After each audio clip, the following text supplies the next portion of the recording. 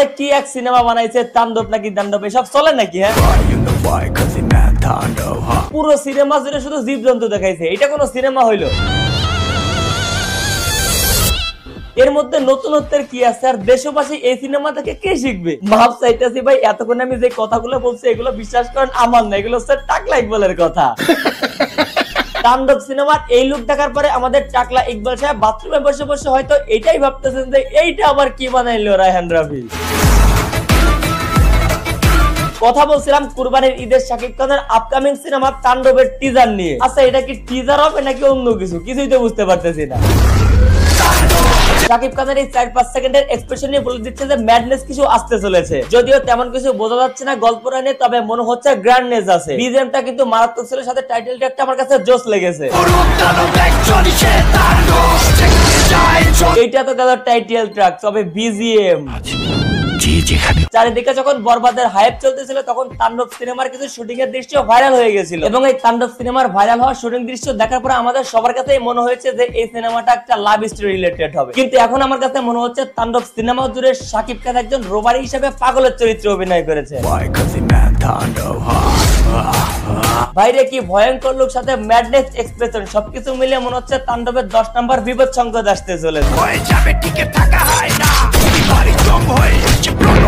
অনেক কথাই তো বললাম, চলো এবার তোমাদের সবাইকে একসাথে নিয়ে তাণ্ডবের টিজার না কি বলো এটা চলো রিয়াকশন দে। হাতে হচ্ছে একটা মাস্ক আছে, মানে জীবজন্তু জানোয়ারের একটা মাস্ক। আমূল পরিবর্তন সংঘটিত হয়েছে আজ দেশ জুড়ে। এইগুলা কি রে ভাই?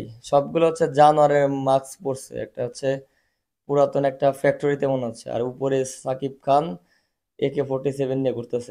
ভয়াবহ দুর্যোগের সমূহ সম্ভাবনা রয়েছে দেশের সব পুলিশ স্টেশনকে। এই কি রে ভাই, সবগুলো জানোয়ারের পোশাক পরছে। আচ্ছা, এই সিনেমাটা জুড়ে মনে হচ্ছে যে এখানে একটা রোভারি সিস্টেম একটা কিছু হবে, কিংবা ডার্ক ওয়ার্ল্ডের আমরা যে সমস্ত মুভি দেখে থাকি এই টাইপের একটা মুভি হতে পারে, আমার কাছে মনে হচ্ছে এটা। 10 নম্বর মহাবিপদ সংকেত দেখাতে বলা হয়েছে। সমগ্র দেশের তাপমাত্রা এবং বাতাসের গতিবেগ আজ অস্বাভাবিক রকম। এগুলো হচ্ছে রাজশাহীতে শুটিং হয়েছে, ওই যে পারমাণবিক চুল্লি নাকি কারেন্টের ওইখানে। সমগ্র দেশ। এটা হচ্ছে সাকিব খানের প্রথম এন্ট্রি। তাই আজ ওরে ভাই, ব্যাকগ্রাউন্ড টোন কি অবস্থান করছেন সেখানেই অবস্থান কর। বডি ল্যাঙ্গুয়েজটা দেখছেন, টাইগার শরফের মতো লাগতেছে কিছুটা। অনুরোধ জানানো যাচ্ছে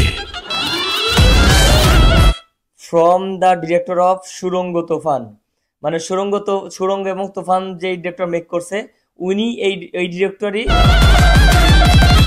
ডিরেক্টরি এখন হচ্ছে এইটা বানাইছে, from the director Raihan Rafi. বাহ, রায়হান রাফির এন্ট্রিটা না থাকলেও তার নামের এন্ট্রিটা খুব জোস লাগে। আচ্ছা, ম্যাড তাণ্ডব, আমরা একটু ব্যাকগ্রাউন্ড মিউজিকটা ফলো করি তাহলে অনেক কিছু বুঝতে পারবো। হ্যাঁ, ব্যাকগ্রাউন্ড ম্যাড তাণ্ডব নামে একটা মানে ভোকাল শুনতে পারলাম, মনে হচ্ছে আমার কাছে এটা হচ্ছে পাগলা পাগলা টাইপের হবে, মানে একটু ম্যাড টাইপের একটা কিছু হতে যাচ্ছে। আর মানে এক্সপ্রেশন দেখে বোঝা যাচ্ছে, সাথে আবার ম্যাড তাণ্ডব যেহেতু বলতেছে ইংলিশে, আমার মনে হয় শাকিব খান এই সিনেমাতে পাগলের চরিত্রে অভিনয় করতেছে।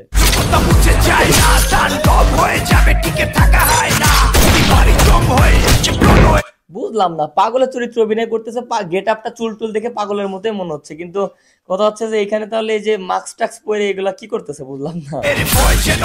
ওরে ভাই, এটা শাকিব খান ভাই।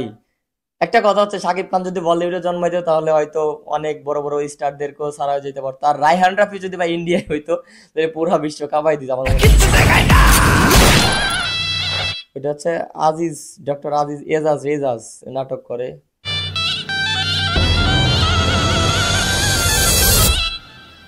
ও মাই গড, এটা হচ্ছে সিসি ক্যামেরায় হচ্ছে মাস্ক খুলে আবার নিজের ফেস দেখাচ্ছে। এটা ইচ্ছাকৃতভাবে ভাইরাল হওয়ার চেষ্টা করতেছে মানে সিনেমার মধ্যে। এটা 100% আমি একটা ম্যাড চরিত্রে।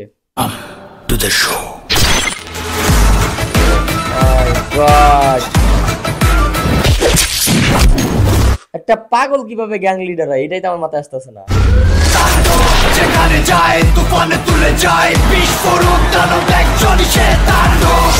আচ্ছা, এটা কি ওই যে বস ছবিতে যে বস 2 তে জিৎ যেমন টাকা পয়সা উদ্ধার করে দেয় জনগণের, তারপরে হচ্ছে তাকে সবাই সংবর্ধনা জানিয়ে, এরকম কিছু নাকি বুঝতেছি না। জয়া জয়া আপা, 3 প্রজন্মের ক্রাশ জয়া আপা, জয়া আপা কাট। ঈদুল আজহা এবার কাঁপাই দিবে ভাই, কাঁপাই। রায়হান রাফি একটা জিনিস আমি আপনার ছোট্ট করে একটা ক্লু দিই। রায়হান রাফি হচ্ছে নর্মালি রোজার ঈদে কেন সিনেমা আনেন আমি এটা বুঝতে পারছি। তো তার টার্গেটটা হচ্ছে যে কোরবানির ঈদের পরে তার ঈদ আবার প্রায় 1 বছর পরে।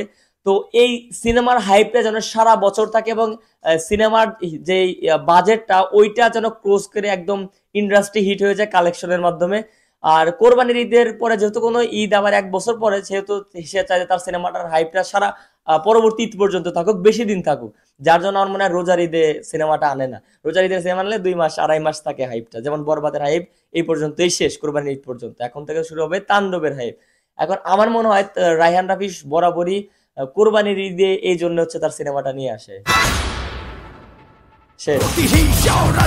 মুছে যায় না, তাণ্ডব হয়ে যাবে, টিকে থাকা হয় না, প্রতিবারই জম হয়ে আসে মাথা নষ্ট ভাই। টাইটেল ট্র্যাকটাও জোস, যেমন লুক। একটা জিনিস খেয়াল করলাম, পুরো সিনেমা জুড়ে কোথাও লাভ স্টোরি দেওয়া, মানে সিনেমার টিজারে হিসাবে বলি, টিজার কিনা এটা জানি না, পুরো টিজারে কিন্তু এখানে কোনো লাভ স্টোরির কোনো সিন দেখানো হয় নাই। তার মানে ভাই কি হইতে যাচ্ছে নিতে না, হাতে মনে হয় বিএমডাব্লিউ গাড়ি পড়া। যাই হোক, কেমন লাগলো আপনাদের এই টিজারটা অবশ্যই কমেন্ট করে জানাবেন। আর আমার ভিডিওটাও কেমন লাগলো জানাবেন। আমার যারা শাকিব খানের ফ্যান রয়েছেন এখন একে ক্লিক করে সাবস্ক্রাইব করবেন এবং কমেন্টে জানিয়ে দেবেন যে আপনারা শাকিব এসকে ফ্যান। ঠিক আছে, তো আজকের ভিডিও পর্যন্ত, সবাই ভালো থাকেন, সুস্থ থাকেন, আল্লাহ হাফেজ।